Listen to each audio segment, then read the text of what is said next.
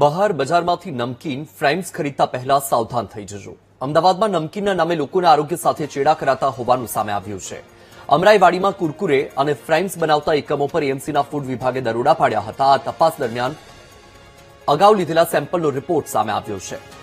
રિપોર્ટમાં સામે આવ્યું કે કપડામાં વપરાતા કલર અને ડાયનો ઉપયોગ કરીને નમકીન બનાવવામાં આવતું હતું, જે બાદ ફૂડ વિભાગ એક્શનમાં આવ્યું અને દરોડા પાડ્યા। મહત્વનું છે કે બાપુનગરમાંથી બચ્ચો કા પાસ્તા નામની ફ્રાઈમ્સની પ્રોડક્ટ્સના નમૂના લેવાયા હતા।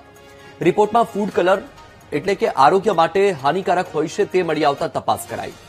સિદ્ધપુર ધારીવાલા ફૂડ્સ પ્રોડક્ટ્સની આ ફ્રાઈમ્સ હોવાનું સામે આવતા ત્યાં પણ ફૂડ વિભાગને જાણ કરાઈ છે।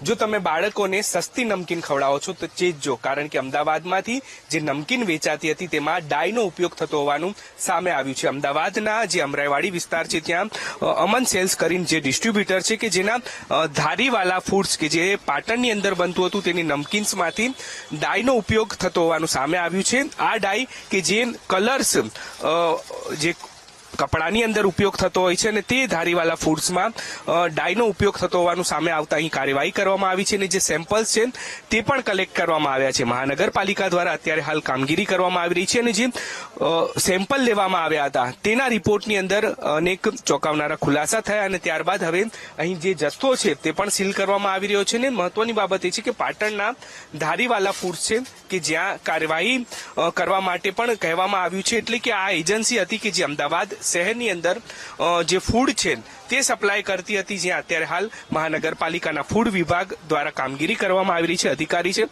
સર, શું સામે આવ્યું હતું રિપોર્ટની અંદર અને અત્યારે શું કાર્યવાહી થઈ રહી છે?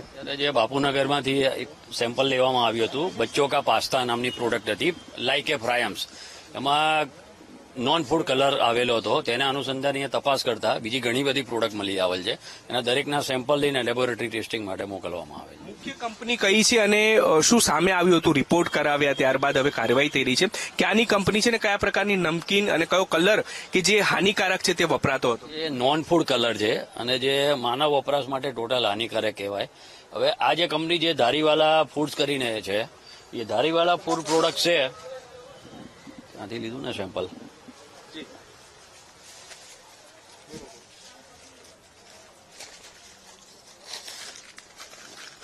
પાટણની આ કંપની છે અને ત્યાં ગુજરાતની કંપની છે અને આ લેબલ ઉપર બી છે જ એમનું નેમ, એડ્રેસ ને નામ ને બધું કમ્પ્લીટ છે એની પર। તેના પરથી એમાં તે કન્સર્ન ડીઓ ને જે food and drug department Gandhinagar, જે પાટણ ડિસ્ટ્રિક્ટના જે ડીઓ છે તેને ટેલિફોનિક અને મેલથી બી જાણ કરવામાં આવેલ છે। ફર્ધરની પ્રોસિજર જે મેન્યુફેક્ચરિંગ યુનિટ છે ત્યાંથી કરવામાં આવશે।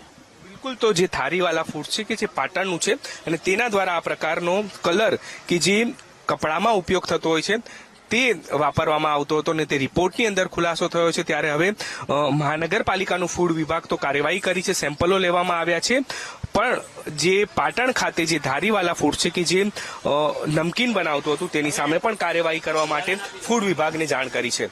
કેમેરામેન પ્રવીણ વાઘેલા સાથે દીપક સોલંકી, વીટીવી ન્યૂઝ, અમદાવાદ। વડોદરાના